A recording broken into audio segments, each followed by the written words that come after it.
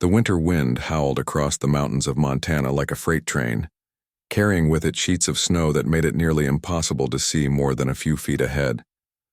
In the heart of this frozen wilderness, a young Mustang Foal stumbled through the deep drifts, her legs trembling with exhaustion. She was barely 6 months old, with a coat that had once been glossy black but now appeared matted and dull from the relentless cold. The foal had become separated from her herd 3 days earlier, during a particularly violent blizzard. Wild horses are known for their strong family bonds, and the herd never would have abandoned her willingly. But nature can be cruel and unforgiving. When the storm hit with unprecedented fury, the panicked horses scattered in different directions, and by the time the winds died down enough for them to regroup, the little foal was nowhere to be found. She had been searching for her family ever since, calling out with desperate whinnies that were swallowed by the vastness of the mountain range. Her small body was not yet equipped to handle such extreme conditions. Adult Mustangs have thick winter coats and know how to paw through snow to find the dried grasses beneath. But this foal had relied entirely on her mother's milk and the protection of the herd. Now alone and inexperienced, she was quickly running out of time. The temperature had dropped to 15 degrees below zero, and the foal's movements were becoming slower and more labored with each passing hour. Her breath came in short, painful gasps, forming clouds of frost in the air. Ice crystals had formed around her nostrils and eyes, making it difficult to breathe and see clearly. Several times she had tried to find shelter among the rocks and pine trees, but the wind found its way into every crevice, offering no real protection from the deadly cold. As the sun began to set on what would be her 4th day alone, the foal's strength finally gave out. She had climbed halfway up a rocky slope, hoping to find her herd on the other side when her front legs buckled beneath her. She tried to stand, her survival instinct screaming at her to keep moving, but her body would no longer obey. With a soft, defeated sound, she collapsed into a snowdrift, her sides heaving with the effort of each breath.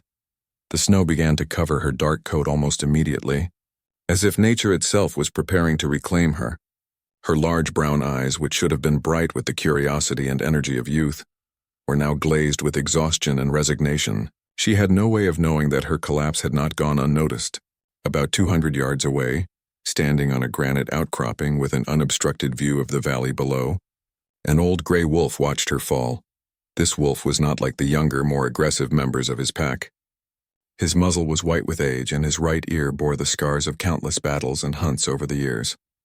He had been a powerful alpha male in his prime, leading his pack with intelligence and strength. But those days were behind him now. Age had slowed his reflexes and weakened his bite. The pack had a new alpha, a younger male with sharper teeth and faster legs, and the old wolf now found himself on the periphery of pack life. He had been traveling alone for the past 2 weeks, not completely cast out but no longer central to the pack's daily activities. This was common for elderly wolves who often became more solitary as they aged. He had been following a herd of elk, watching for any weak or injured animals that might provide an easy meal, when his attention was drawn to the struggling foal below. The wolf's golden eyes tracked the young horse with the focused intensity of a predator. His stomach was empty, and he had not eaten a substantial meal in nearly a week. The foal represented an opportunity that was almost too good to be true. She was young, weak, and completely defenseless. There was no herd to protect her, no mother to drive him away with powerful hooves. It would be the easiest hunt of his life. He began to make his way down the slope, his movements careful and deliberate despite his age. Wolves are patient hunters, and he knew there was no need to rush. The foal was not going anywhere. As he drew closer, he could see her more clearly through the falling snow. She was lying on her side, her breathing shallow and rapid. Every few moments she would try to lift her head, but the effort seemed to exhaust her, and she would let it fall back into the snow. The wolf paused about 50 feet away, his body low to the ground in a classic stalking posture. This should have been the moment when his predatory instincts took over completely, when he would rush forward and deliver the killing bite that would end the foal's suffering and fill his empty belly. But something unusual happened. As he watched the young horse struggle, something stirred in the old wolf's mind that had nothing to do with hunger. He had seen many animals die over his long life. He had killed countless prey animals himself, and watched many more fall to his pack or to the harsh realities of nature. Death was a constant presence in the wilderness, neither good nor evil, simply necessary. But there was something about this particular moment, about this particular young animal fighting so hard to survive against impossible odds, that gave him pause. The wind shifted direction, and suddenly the foal caught his scent. Her head jerked up and her eyes went wide with terror. She recognized the smell of wolf, the ancient enemy of horses, the nightmare that had been hardwired into her instincts through thousands of generations. She tried desperately to stand, her legs thrashing in the snow, but she was too weak. All she managed to do was roll onto her chest, her body trembling violently from a combination of cold, exhaustion, and pure fear. The old wolf remained motionless, watching her panic with an unreadable expression. He could rush her now, take advantage of her vulnerable position, and the whole thing would be over in seconds. His pack would never know what he had found and lost. He would go back to them hungry as he had been for days. This foal was a gift from the mountain, a stroke of fortune that wolves in his condition rarely received. Yet he did not move forward. Instead, he sat down in the snow, his bushy tail curling around his feet, and simply watched the dying foal with his ancient yellow eyes. The snow continued to fall around them both, creating a strange tableau in the fading light. The standoff between the old wolf and the terrified foal continued as darkness began to settle over the mountain. The temperature was still dropping, and the wind showed no signs of letting up. The foal had stopped trying to rise and now lay shivering in her shallow depression in the snow, her eyes never leaving the gray predator, who sat watching her from such a short distance away. What happened next would later puzzle wildlife researchers and challenge their understanding of animal behavior. Instead of attacking, the old wolf stood up and began to move, not toward the foal but in a wide circle around her. His movements were slow and deliberate, and he kept his body turned slightly away, a gesture that in wolf body language indicates non-aggression. He was being careful not to make any sudden movements that might cause the foal to panic further and waste what little energy she had left. After completing his circle, the wolf did something completely unexpected. He began to dig in the snow several yards away from where the foal lay. His powerful front paws moved in rapid scooping motions, throwing snow behind him in great arcs. He was creating a depression in the ground, carving out a space between two large boulders that formed a natural windbreak. The location he had chosen was sheltered on three sides, with only one opening facing away from the prevailing wind. The foal watched this bizarre behavior with confusion replacing some of her terror. This was not how predators were supposed to act. Every instinct told her that wolves were dangerous, that they killed horses, that she should flee. But she also could not understand why this wolf was digging in the snow instead of attacking her. Her young mind could not process what was happening. After several minutes of digging, the old wolf had created a space large enough for a large animal to lie in, mostly protected from the wind. Then he did something even stranger. He walked back toward the foal, but instead of approaching her directly, he moved to a position about 20 feet away and lay down in the snow. He rested his head on his paws and looked at her, but made no move to come closer. His message was clear in the language of body posture. He was not a threat at this moment. The foal remained frozen in place, her body still trembling. Minutes passed, then an hour. The wolf did not move from his position. He simply lay there, occasionally lifting his head to look around the area, scanning for danger from other predators or checking the weather, but always settling back into his resting position. It was as if he was standing guard, though that made no sense whatsoever. As the night grew deeper and colder, something began to shift in the dynamic between them. The foal's terror began to fade, replaced by the more immediate problem of survival. She was going to freeze to death if she stayed where she was. The wind was cutting through her thin coat like knives, and she could no longer feel her legs. The shaking that had racked her body was beginning to slow, which was not a good sign. It meant her body was losing the ability to generate heat. Through her dimming awareness, she noticed something. The area where the wolf had been digging was noticeably more sheltered than where she lay. She could see this because the snow there was not being blown about as violently. The boulders were breaking the worst of the wind. Some deep survival instinct, stronger than her fear of the wolf, began to push her toward that sheltered spot. She tried once more to stand, and this time managed to get her front legs underneath her.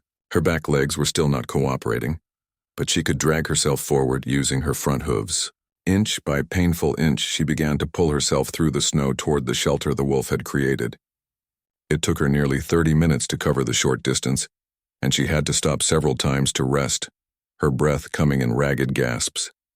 The old wolf watched her struggle but did not interfere. He remained in his position, neither helping nor hindering her progress. When she finally reached the sheltered depression between the boulders and collapsed into it, exhausted by the effort, he stood up. The foal's eyes went wide again with fear, convinced that this was the moment when he would finally attack, that he had been waiting for her to trap herself in this confined space. But the wolf did not enter the shelter. Instead, he moved to the opening and lay down across it, his body forming a living barrier against the wind. He positioned himself so that his thick fur was facing outward, taking the full brunt of the freezing wind that howled through the mountain pass. His back was to the foal, and he settled his head on his paws once more, apparently content to spend the night in this position. The foal could hardly believe what was happening.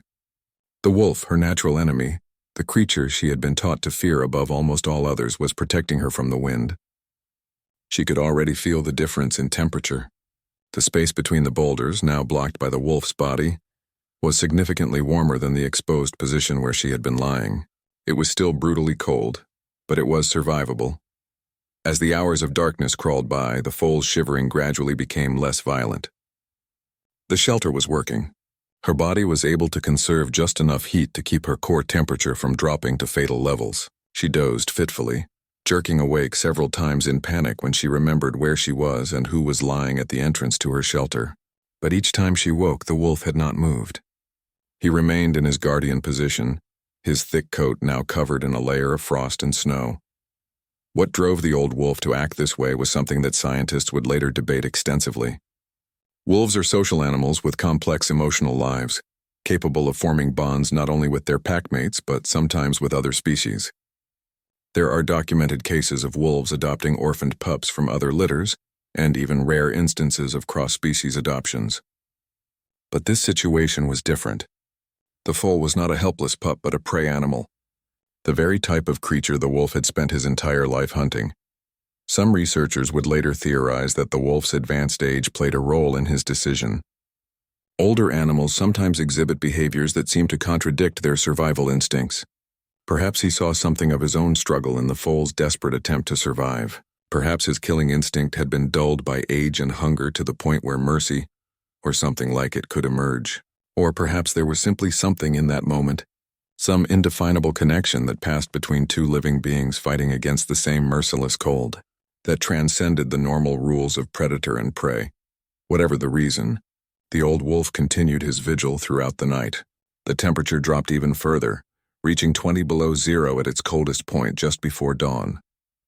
The wind screamed around the boulders, trying to find a way through to the sheltered space, but the wolf's body blocked most of its force. Several times during the night he shifted position slightly, probably to prevent his own body from freezing in place, but he never abandoned his post at the entrance. The foal survived the night because of him. There was no question about that. Without the shelter and the windbreak his body provided, she would have frozen to death hours before dawn. When the first gray light of morning began to creep across the snow-covered landscape, she was still alive, still breathing, and her body temperature had stabilized enough that she was no longer in immediate danger of dying from exposure. Dawn broke over the Montana mountains with a sky that seemed more gray than white, heavy with the promise of more snow to come.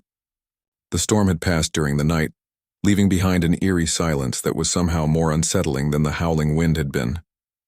The old wolf stirred from his position at the entrance of the shelter, his joints stiff from hours of lying in the same position in sub-zero temperatures.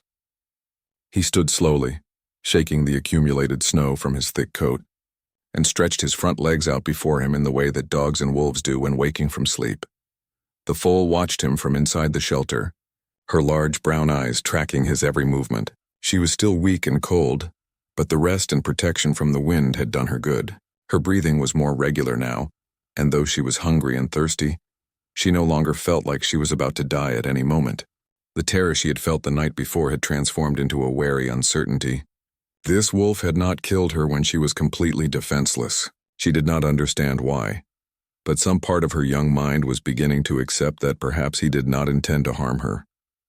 The wolf moved away from the shelter and began to walk in a widening circle, his nose close to the ground. He was searching for something, though the foal had no idea what. After a few minutes, he stopped at a spot where the wind had blown away most of the snow, exposing patches of dried grass and low shrubs that had been frozen by the cold.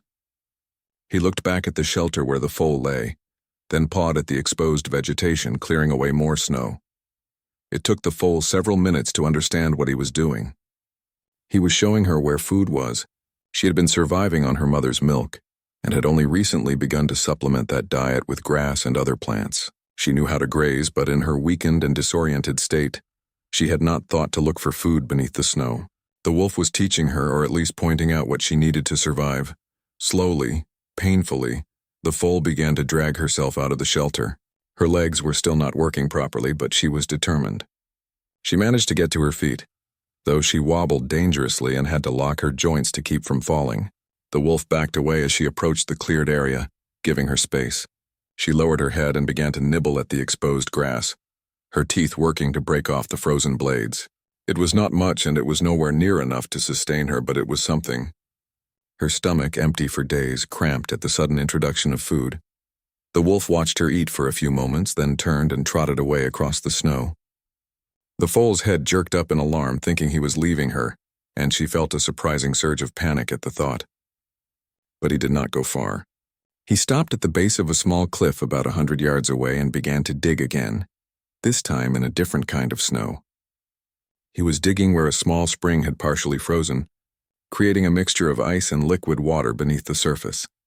It took him several minutes of determined digging, but eventually he broke through to the liquid water below. The foal could see the dark wet spot spreading around where he dug. Again, he had found something essential for her survival.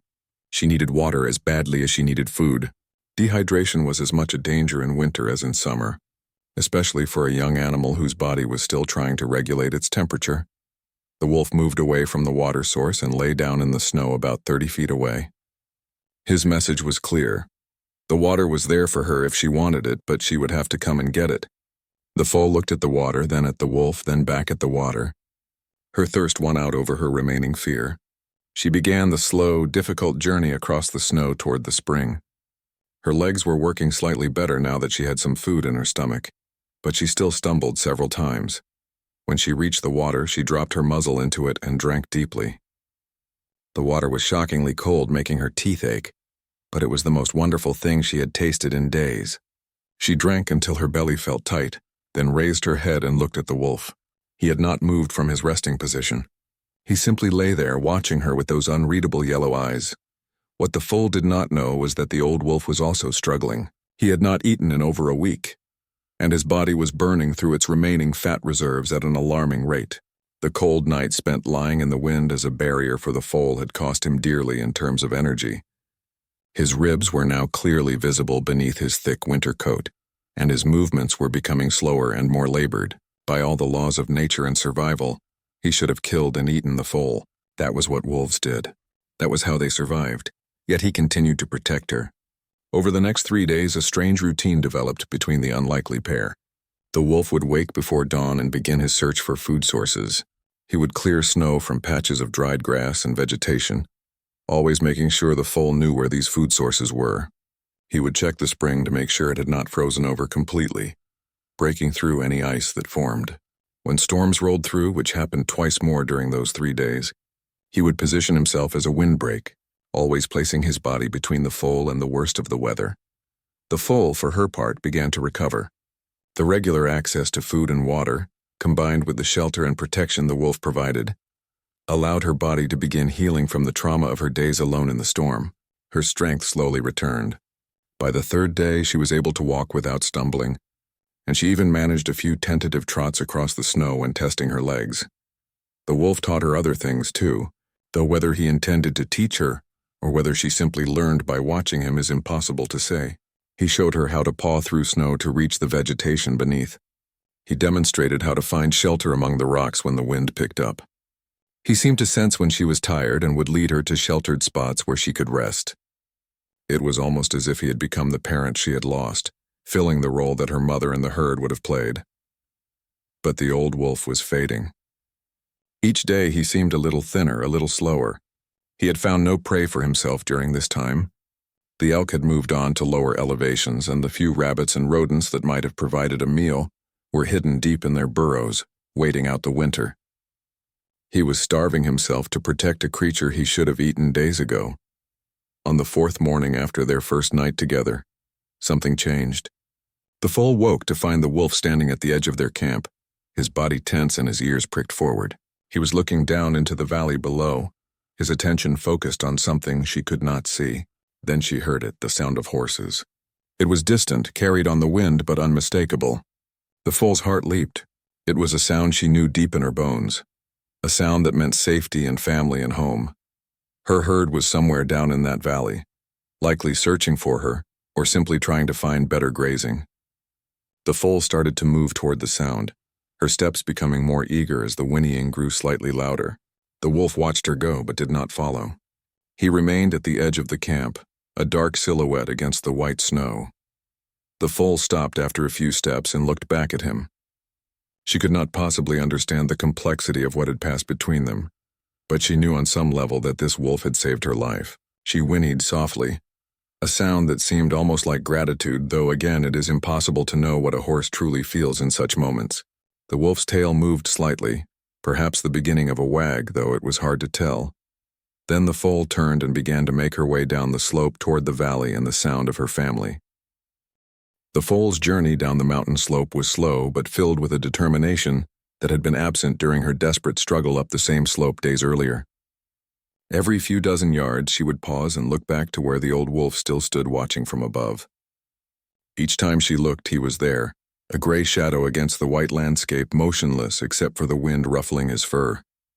She felt a strange pull, torn between the ancient call of her herd and something new and confusing that had formed during her days with the wolf.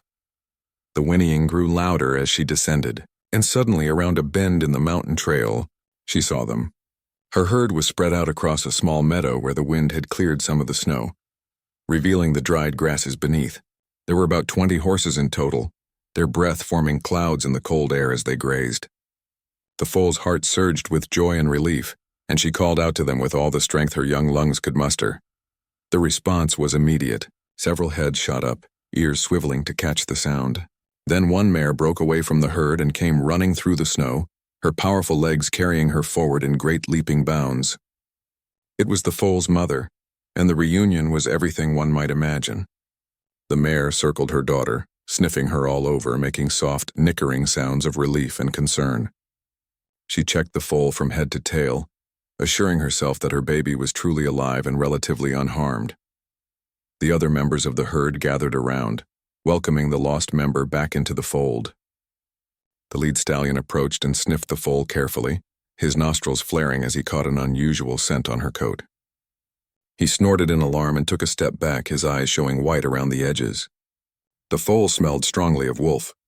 The scent was all over her from the days spent in close proximity to the old predator, and it triggered every alarm instinct the stallion possessed. He circled the foal again, trying to understand how she could be covered in wolf scent yet still alive and uninjured. The other horses were becoming agitated too, shifting their weight and tossing their heads nervously. Wolves were the enemy, the nightmare that haunted the edges of their world, and the foal carried their smell like a brand. But she was clearly unharmed, standing on her own four legs, thin and tired but alive. It did not make sense to them.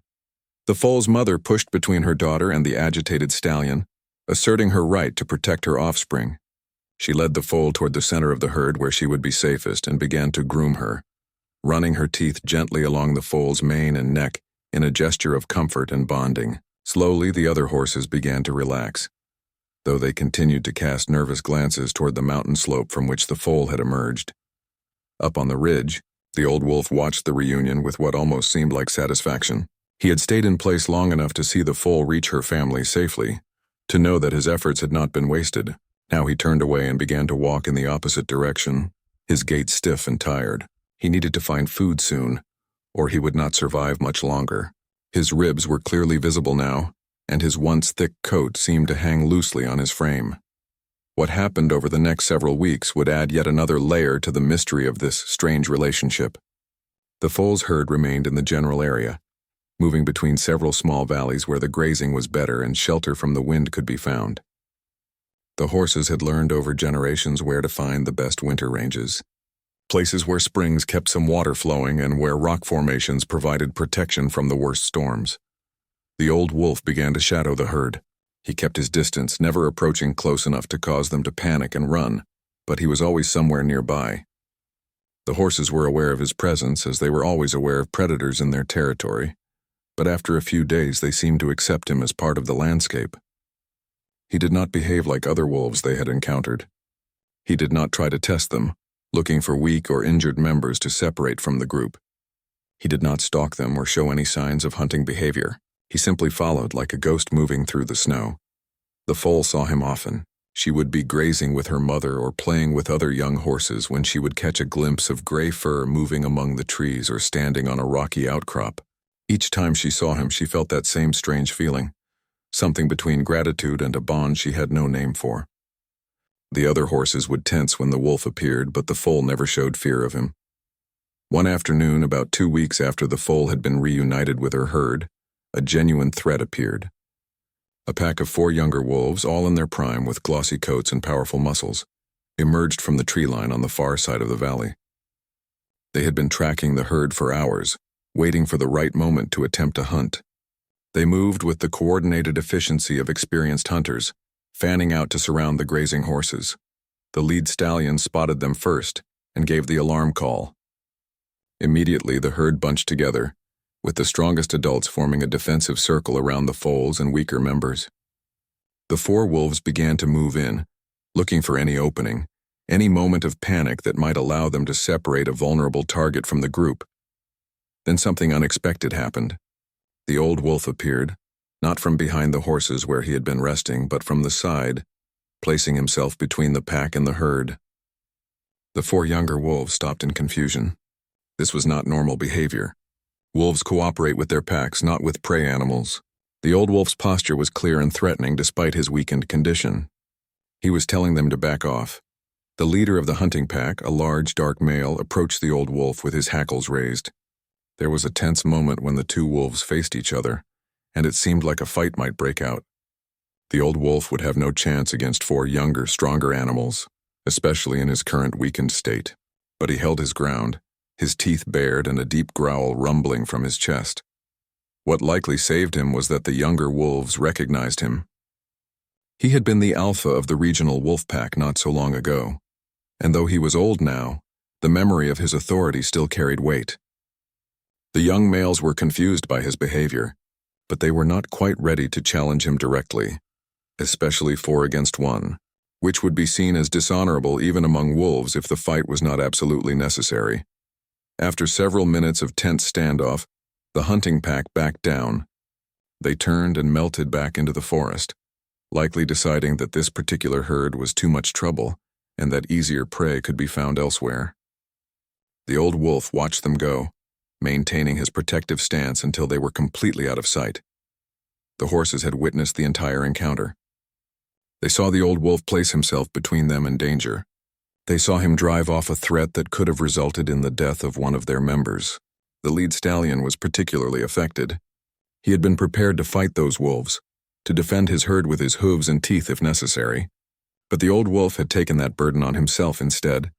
Something shifted in the relationship between the herd and the wolf after that day. While they never became completely comfortable with his presence, the horses stopped viewing him as a threat. The stallion no longer displayed aggression when the wolf was near, and the mares no longer tried to keep the foals away from the areas where he rested. They had reached an understanding, these ancient enemies, based on the actions of one old wolf who had somehow transcended his nature. The foal felt vindicated in a way she could not express. She had known, in whatever way a young horse knows such things, that the wolf meant her no harm. Now the rest of the herd understood it too. She began to seek him out deliberately, approaching closer than any of the other horses dared, sometimes grazing within a few dozen feet of where he lay resting in the sun. Winter continued its grip on the Montana mountains, but the relationship between the old wolf and the Mustang herd evolved into something that defied easy explanation. The wolf had begun to integrate himself into the herd's daily rhythms in ways that seemed almost deliberate. He would position himself on high ground where he could watch the surrounding area, effectively serving as an early warning system for approaching predators. When cougars or other wolves came near, He would alert the herd with a distinctive howl that they had learned to recognize as a warning rather than a threat. The old wolf's physical condition, however, continued to deteriorate. He was surviving on small prey when he could catch it, mice and voles that barely provided enough nutrition to sustain an animal of his size. Once, the herd found him attempting to dig through frozen ground to reach the den of ground squirrels, his paws bloody from the effort and his sides heaving with exhaustion. He was clearly starving, yet he never once threatened the horses or showed any signs of wanting to hunt them. The foal watched his decline with what seemed like distress. She had taken to staying close to him whenever the herd was stationary, often lying down in the snow near where he rested. Her mother allowed this unusual behavior, though she remained watchful. The bond between the foal and the wolf had become obvious to all the herd members, and they had accepted it as one of the strange mysteries that sometimes emerge in nature. One particularly harsh morning, when the temperature had dropped below -30 degrees, the foal approached the wolf and did something remarkable. She had been foraging under the snow and had uncovered a cache of dried grass and edible roots.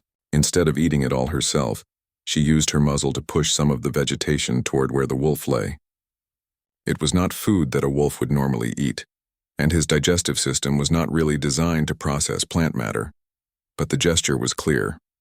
She was trying to help him the way he had helped her. The wolf sniffed at the offering but did not eat it. He could not explain to her that wolves need meat, that his body required protein and fat that only prey animals could provide.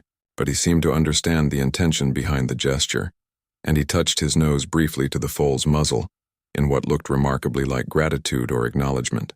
The foal nickered softly and returned to her mother's side. The situation reached a critical point in the 6th week of their association. A severe storm system moved into the region, bringing with it winds that exceeded 60 miles per hour and temperatures that made the previous cold snaps seem mild by comparison. The herd was forced to take shelter in a narrow canyon where the rock walls provided some protection from the wind. They huddled together for warmth, the foals pressed into the center of the group. The old wolf had taken shelter in a small cave about 100 yards from where the herd waited out the storm. When the foal's mother did a head count after the first night of the storm, she realized with alarm that her daughter was missing. The foal had somehow slipped away during the night, disappearing into the howling darkness. The mare's distress was obvious, and she began calling for her baby. But the wind tore away her whinnies and scattered them across the mountain. What the mother horse did not know was that the foal had gone to check on the wolf. She had been worried about him being alone in the cave, and her young mind had somehow decided that he needed her. She had made the dangerous journey through the storm to his shelter, and when he did not turn her away, she had stayed. The two of them weathered that terrible night together. The foal pressed against the wolf's side for warmth, his body heat helping to keep her from freezing in the small cave that provided barely enough room for both of them. When morning came, and the wind finally died down to a dull roar, the foal's mother found them. She approached the cave entrance with fear and aggression, ready to fight the wolf to rescue her baby. But what she saw stopped her cold. The foal was sleeping peacefully, curled up against the wolf's belly, and the wolf was awake watching the entrance with tired eyes. He made no move to harm the foal.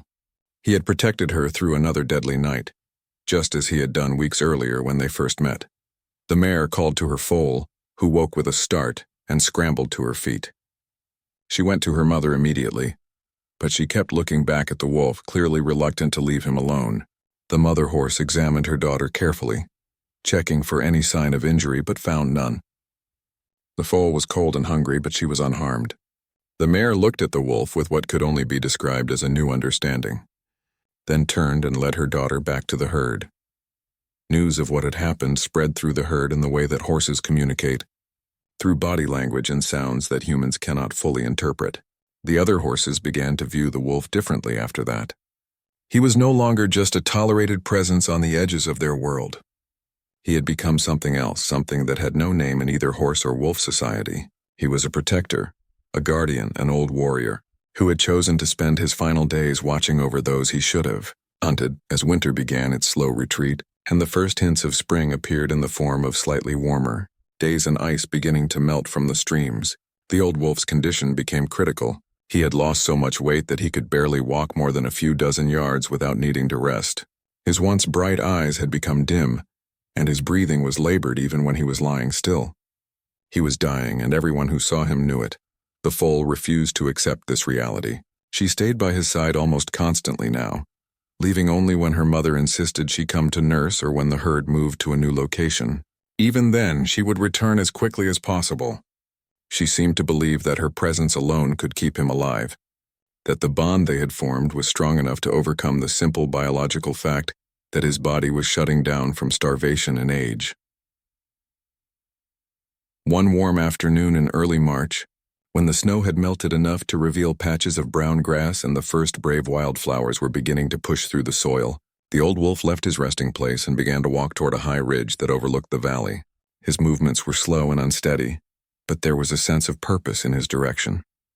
The foal followed him, matching her pace to his, staying close but not crowding him.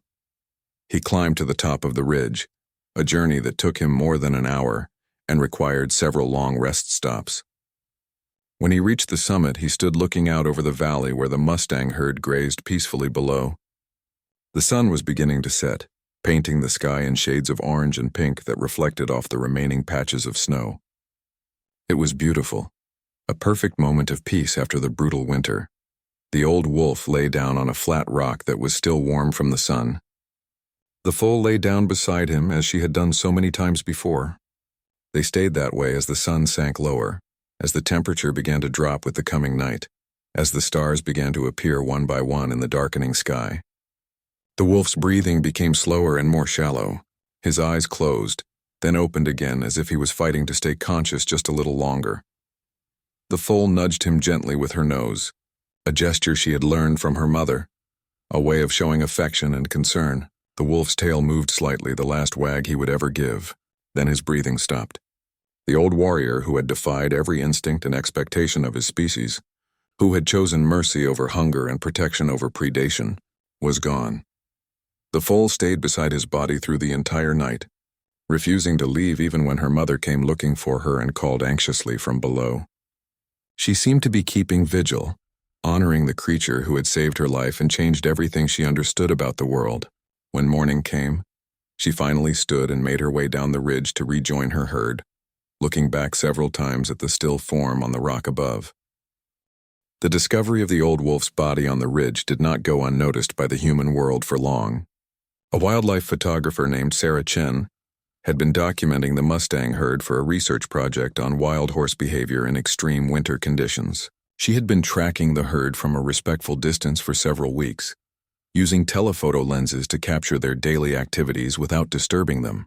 What she had witnessed during that time had left her both amazed and confused.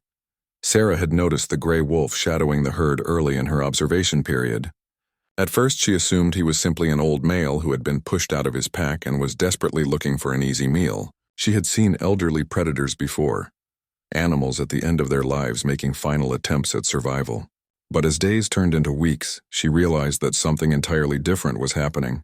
Through her camera lens, she had documented the wolf's protective behavior. She had photographs of him standing between the herd and other predators. She had captured images of the foal lying peacefully beside him. She had even managed to photograph the moment when the foal had pushed food toward the starving wolf, an act of apparent compassion that seemed to reverse the natural order of things. Each photograph raised more questions than it answered. When Sarah hiked up to the ridge and found the wolf's body, she knew immediately that this was the same animal she had been observing. She photographed the scene carefully, noting the position of the body and the evidence that the foal had spent time there recently. Small hoof prints in the remaining patches of snow told the story of the foal's vigil. Sarah sat beside the wolf's body for a long time, studying his worn teeth, his scarred muzzle, and his emaciated frame, trying to understand what had driven him to make the choices he had made. She collected samples for later analysis and carefully documented everything before reporting her findings to the Montana Department of Fish, Wildlife and Parks. Her report, accompanied by hundreds of photographs and detailed field notes, created an immediate sensation in the wildlife biology community. Scientists from universities across the country began reaching out, asking for more information, requesting access to her data, and proposing theories to explain what had happened. Dr. Marcus Webb, a behavioral ecologist who had spent 30 years studying wolf behavior, was one of the first scientists to examine Sarah's evidence in detail. He had seen remarkable things in his career, instances of animals behaving in ways that seemed to contradict everything known about their species. But this case was extraordinary, even by those standards. Wolves and horses had been enemies for millions of years. Their relationship was written into their DNA, refined by countless generations of predator and prey interactions. For a wolf to protect a horse went against every evolutionary pressure that had shaped both species. Dr. Webb traveled to Montana to see the location for himself and to interview Sarah about her observations. He examined the wolf's remains, which had been collected and preserved for study. Analysis of the wolf's teeth and bones confirmed that he had been very old, probably 12 or 13 years, which was ancient for a wild wolf. Most wolves in the wild do not live past 7 or 8 years. The wear on his teeth suggested a long life of hard hunting, and old injuries visible in his skeleton told stories of battles fought and survived over many years. The necropsy revealed that the wolf had died from a combination of starvation and organ failure related to extreme age. His stomach was essentially empty, containing only some grass and plant matter that he could not properly digest. This confirmed Sarah's observations that he had not been hunting. The mystery deepened. Why would an old predator, desperate and starving, choose to protect a prey animal rather than eat it? Dr. Webb assembled a team of researchers, including experts in animal cognition, evolutionary biology, and behavioral ecology. They reviewed all of Sarah's photographs and field notes, conducted interviews with local ranchers and wildlife observers who might have seen similar behaviors, and searched through decades of scientific literature looking for comparable cases. What they found was that while cross-species bonds were not unheard of, they typically occurred in captivity or involved domesticated animals. True wild predators forming protective relationships with their natural prey was exceptionally rare. There were a handful of documented cases that bore some similarity. A lioness in Kenya had been observed protecting baby oryx on multiple occasions, though she had also killed other oryx, suggesting her behavior was inconsistent or possibly driven by confusion.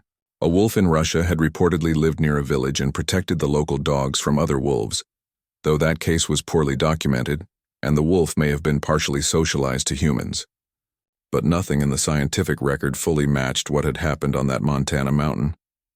The team developed several theories to explain the old wolf's behavior. The first theory centered on his age and physical condition. Some researchers proposed that extreme hunger and weakness had somehow disrupted his normal predatory instincts. Perhaps his brain chemistry had been affected by starvation, causing him to behave in abnormal ways. However, this theory had problems. If anything, starvation should have made him more desperate to hunt, not less. Animals fighting for survival typically become more aggressive, not more protective toward potential food sources.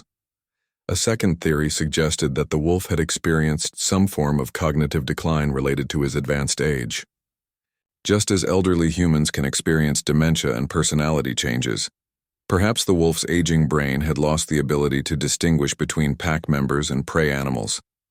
The foal's vulnerability might have triggered protective instincts that would normally be directed only toward pups.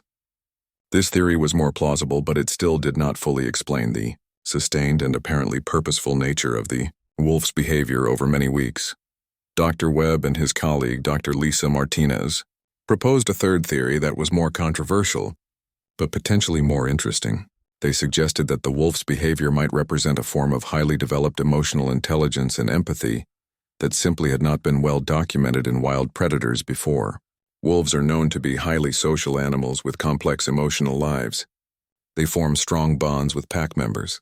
They grieve when members die, and they can show what appears to be compassion toward injured packmates. What if, the researchers proposed, the old wolf had been capable of extending that empathy beyond his own species? What if he had seen the dying foal and recognized in her something of his own struggle, his own fight against the cold and death? What if he had made a conscious choice, influenced by emotions and thoughts that were more complex than simple predator-prey instincts, to help her instead of kill her? This theory suggested that animal consciousness and emotional capability might be far more sophisticated than traditionally believed. The scientific debate continued for months, with papers being published and conferences being held to discuss the case. Some researchers remained skeptical, suggesting that the wolf's behavior could be explained by simpler mechanisms that did not require attributing complex emotions or decision-making to the animal.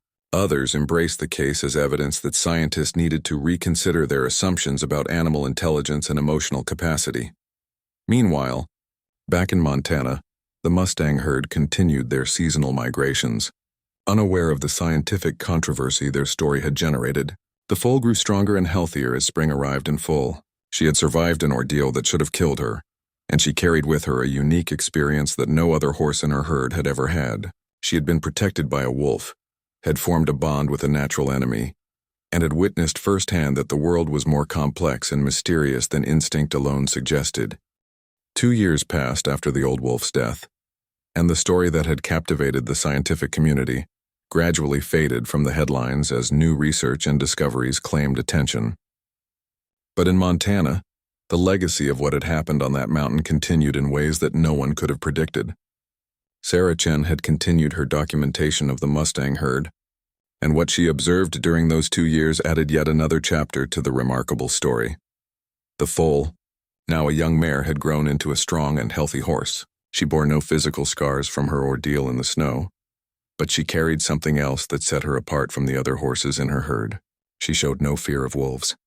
When the herd encountered wolf packs during their seasonal movements, the other horses would become agitated and defensive, bunching together and preparing to flee or fight.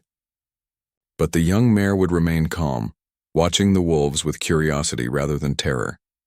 This behavior had likely saved the herd on at least 2 occasions. Sarah had documented instances where the young mare's calm response to wolf presence had prevented the kind of panic that predators rely on to separate vulnerable members from the group. When horses panic and run, the old, the young, and the weak often fall behind and become easy targets. By remaining steady, the young mare seemed to provide an anchor of calm that helped the entire herd maintain their defensive formation. More remarkably, the young mare had begun to exhibit protective behaviors of her own. When new foals were born into the herd, she would position herself near them when wolves were in the area, much as the old wolf had once positioned himself near her. She seemed to have learned from her unlikely guardian that protection was as much about positioning and awareness as it was about direct confrontation. The other mares tolerated this behavior, perhaps recognizing that it provided an extra layer of security for their offspring. Dr. Webb had continued to follow the case, even as public interest waned, and when Sarah shared her new observations with him, he immediately recognized their significance. The young mare's behavior suggested that her experience with the wolf had not just been a random occurrence that she survived, but a formative event that had actually changed her behavior in lasting ways. She had learned from the wolf, and more than that, she seemed to be applying those lessons in her interactions with her own herd. This raised fascinating questions about how animals learn and whether experiences that violate normal instinctive patterns can create new learned behaviors. Traditional understanding suggested that instincts were largely hardwired, and that learning could only modify behavior within certain predetermined boundaries. But the young mare seemed to have learned something entirely outside the normal range of horse behavior. That protection could come from unexpected sources, and that remaining calm in the presence of predators could be a viable survival strategy. Dr. Webb arranged for a small team to return to Montana for an extended observation period. Over 6 months, they documented the young mare's behavior in detail, comparing it to the behavior of other horses in the herd and in other wild Mustang populations. What they found was that the young mare showed consistent differences in how she responded to predator threats. Her heart rate, measured using specialized, non-invasive sensors, remained lower during wolf encounters. Her cortisol levels, assessed through analysis of her droppings, showed less elevation during stressful situations. She had somehow learned to manage fear in ways that other horses had not. The research team also made another unexpected discovery. During their observation period, they witnessed the young mare interact with a different wolf, a young female who had been separated from her pack. The encounter occurred near a water source where the young mare had gone to drink. The wolf, thin and clearly struggling, approached cautiously, drawn by thirst. Under normal circumstances, a horse would have fled immediately or attacked if cornered. But the young mare stood her ground, watching the wolf carefully. The wolf drank quickly and began to retreat, but something made her pause. Perhaps she caught the scent of old wolf on the young mare, a scent that had faded but never entirely disappeared, marking the mare as something unusual. For several minutes, the horse and the wolf simply looked at each other across the water, Then the wolf turned and vanished into the trees. The young mare returned to her herd without apparent distress. The researchers who witnessed this encounter through telephoto lenses could barely believe what they had seen. This single observation raised yet more questions. Was it possible that the young mare's calm behavior around wolves could actually influence how wolves behaved around horses? Predators rely heavily on the fear response of prey animals. They are attuned to panic and weakness. An animal that does not show the expected fear signals might confuse a predator enough to prevent an attack. Could one old wolf's choice to protect rather than kill have started a ripple effect that might actually change the dynamics between wolves and horses in this region? Dr. Martinez, who had co-authored several papers on the original case, proposed an even more radical idea. She suggested that what they were witnessing might be the very beginning of how new social behaviors emerge in animal populations. Throughout history, there must have been countless moments when individual animals made choices that went against their instinctive programming. Most of those moments probably died with the individual, leaving no lasting impact. But occasionally, perhaps very rarely, such a moment could lead to learned behaviors that spread through a population. What if, she theorized, the young mare's foals would learn from her calm behavior around wolves? What if they in turn taught their own offspring? Over generations, this single herd of Mustangs might develop a unique cultural trait: reduced fear of wolves coupled with improved defensive strategies. And on the wolf side, if word spread through wolf social networks that this particular herd behaved differently, that they did not panic and were therefore more difficult to hunt successfully, wolves might begin to avoid them in favor of easier prey. These were speculative ideas, and Dr. Martinez was careful to present them as such. Science requires evidence, and one case, no matter how remarkable, does not prove a theory. But she argued that this case opened up important new avenues for research into animal cognition, learning, and the transmission of cultural knowledge in non-human species. The story eventually came full circle in an unexpected way. 3 years after the old wolf's death, Sarah Chen was invited to present her photographic documentation and field observations at a major wildlife conservation conference. Her presentation included hundreds of images chronicling the relationship between the wolf and the foal, the foal's vigil beside the wolf's body, and the subsequent years showing how the young mare's behavior had been influenced by her experience. In the audience was an elderly rancher named Tom Whitfield, who had spent his entire life in Montana. After the presentation, he approached Sarah with a story of his own. 40 years earlier, he said, his grandfather had witnessed something similar on the family ranch. An old wolf had been seen near their cattle for several weeks, but instead of attacking the livestock, the wolf had actually driven off a pack of coyotes that had been harassing the herd. His grandfather had been so moved by this that he had left food out for the wolf and instructed his hands never to shoot. Tom had always thought his grandfather's story was an exaggeration or possibly a confusion of events.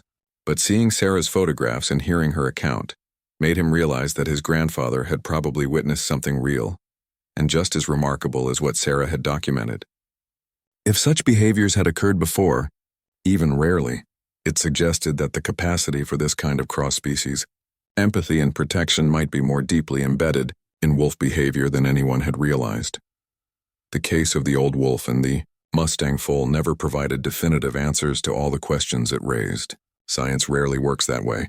Instead, it opened up new areas of inquiry and challenged researchers to think differently about animal behavior, consciousness, and emotional capability.